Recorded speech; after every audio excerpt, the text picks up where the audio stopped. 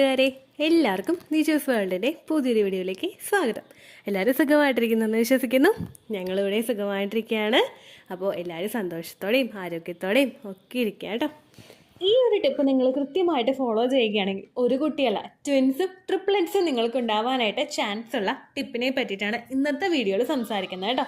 അപ്പോൾ അതെന്താണെന്ന് നമുക്ക് നോക്കാം. വീഡിയോ നമുക്ക് സ്റ്റാർട്ട് ചെയ്യാം. ഇവിടെ സംസാരിക്കുന്നത് ഒരുപാട് ക്വാളിറ്റിയിൽ അണ്ടം പ്രൊഡ്യൂസ് ചെയ്യാനായിട്ട് നിങ്ങളെ സഹായിക്കുന്ന ഒരു ടിപ്പിനെ പറ്റിയിട്ടാണ്. ക്വാളിറ്റി ഇൻക്രീസ് ചെയ്യുന്നത് മാത്രമല്ല, നമ്മുടെ ബ്ലഡ് സർക്കുലേഷൻ വർദ്ധിപ്പിക്കുന്നതിനും നമ്മുടെ എൻഡോമെട്രിയൽ ലൈനിങ് തിക്കണായിട്ട് വളരുന്നതിനും ഈ ഒരു ടിപ്പ് നിങ്ങളെ സഹായിക്കുന്നുണ്ട് കേട്ടോ. അപ്പോൾ അതെന്താണെന്ന് നമുക്ക് നോക്കാം. വീഡിയോ നമുക്ക് സ്റ്റാർട്ട് ചെയ്യാം.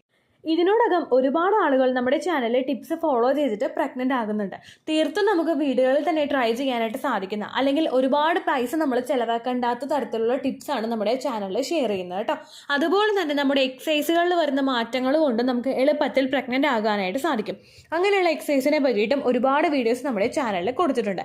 ഇതിനോടകം ഒരുപാട് പേര് സക്സസ് ആയതിൻ്റെ സ്റ്റോറീസ് നമ്മുടെ ചാനലിലെ കമ്മ്യൂണിറ്റി ടാബിൽ പോസ്റ്റ് ചെയ്തിട്ടുണ്ട്.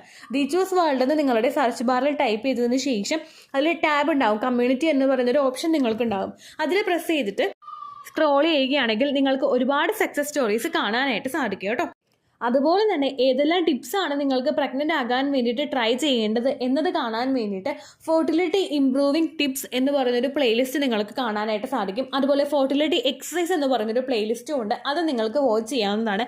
അതിൽ നിങ്ങളുടെ സിറ്റുവേഷൻ ഏതാണോ, അതായത് നിങ്ങൾക്ക് PCOD ആണോ, നിങ്ങൾക്ക് അണ്ടം വളരാത്തതാണോ, നിങ്ങൾക്ക് ഓവുലേഷൻ കണ്ടുപിടിക്കാൻ പറ്റാത്തതാണോ, അല്ലെങ്കിൽ ഫിസിക്കൽ കോൺടാക്ട് ചെയ്യുന്ന സമയത്ത് എന്തെങ്കിലും പ്രശ്നമാണോ, അല്ലെങ്കിൽ പുരുഷൻ്റെ ബുദ്ധിമുട്ടുകൾ എന്തെങ്കിലും ആണോ, അങ്ങനെയുള്ള സെലക്ട് ചെയ്തിട്ട് നിങ്ങൾക്ക് കാണാവുന്നതാണ് കേട്ടോ.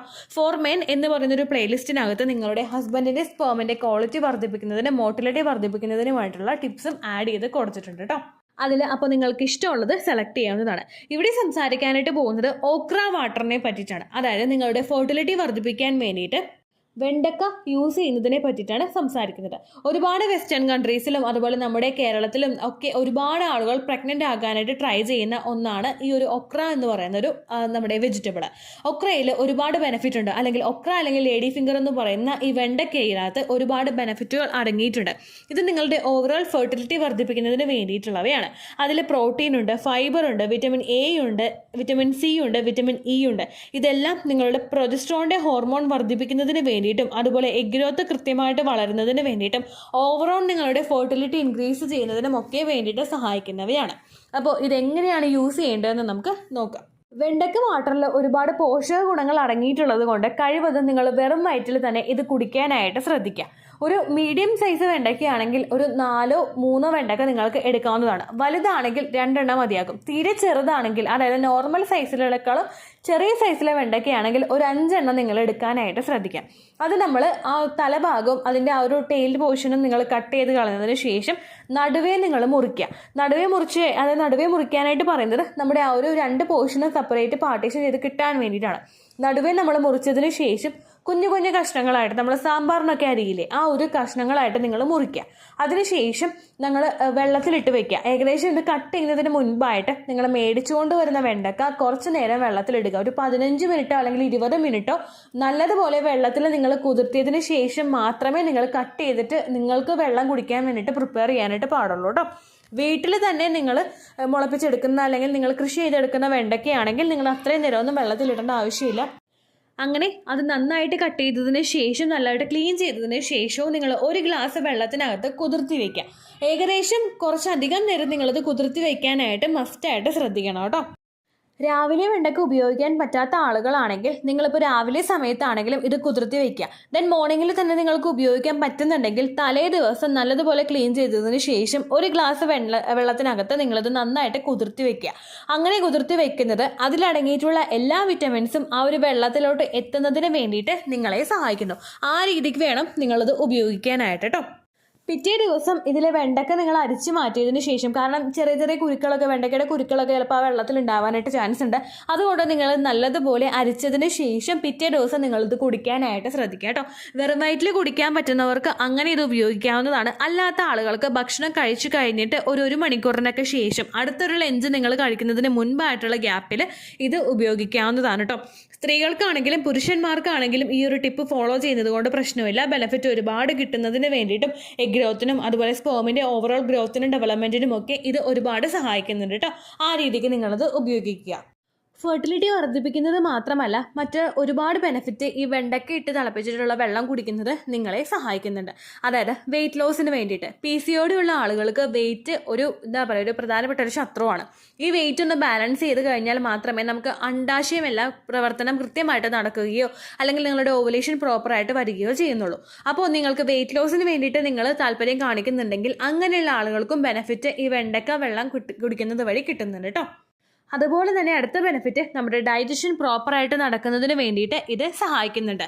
ദഹനം പ്രോപ്പറായിട്ടുണ്ടെങ്കിൽ മാത്രമേ കഴിക്കുന്ന ഭക്ഷണങ്ങളാണെങ്കിലും അല്ലെങ്കിൽ ശരീരത്തിൻ്റെ ബാക്കിയുള്ള എല്ലാ പ്രവർത്തനങ്ങളാണെങ്കിലും നോർമലായിട്ട് നടക്കുകയുള്ളൂ.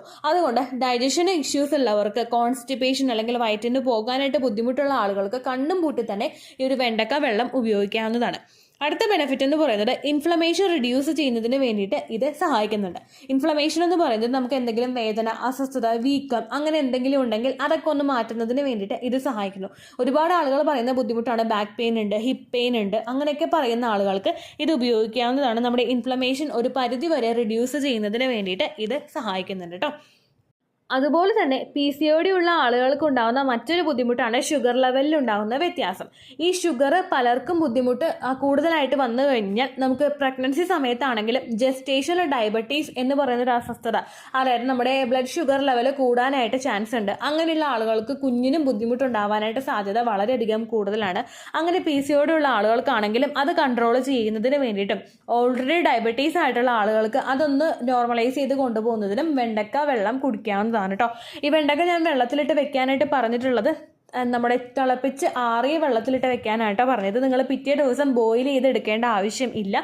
വെണ്ടക്ക നല്ലതുപോലെ നിങ്ങൾ ക്ലീൻ ചെയ്താൽ മതിയാകും. അപ്പോൾ അതിലുള്ള അഴുക്കൊക്കെ നല്ലതുപോലെ പൊയ്ക്കോളും. അതുപോലെ തന്നെ നമ്മൾ തിളപ്പിച്ച് ആറിയിട്ടുള്ള വെള്ളത്തിലിട്ട് വെച്ച് കഴിഞ്ഞാൽ പിറ്റേ ദിവസം അതങ്ങോട്ട് അരിച്ചു മാറ്റിയിട്ട് നമ്മൾ കുടിക്കേണ്ട ആവശ്യമേ ഉള്ളൂ കേട്ടോ.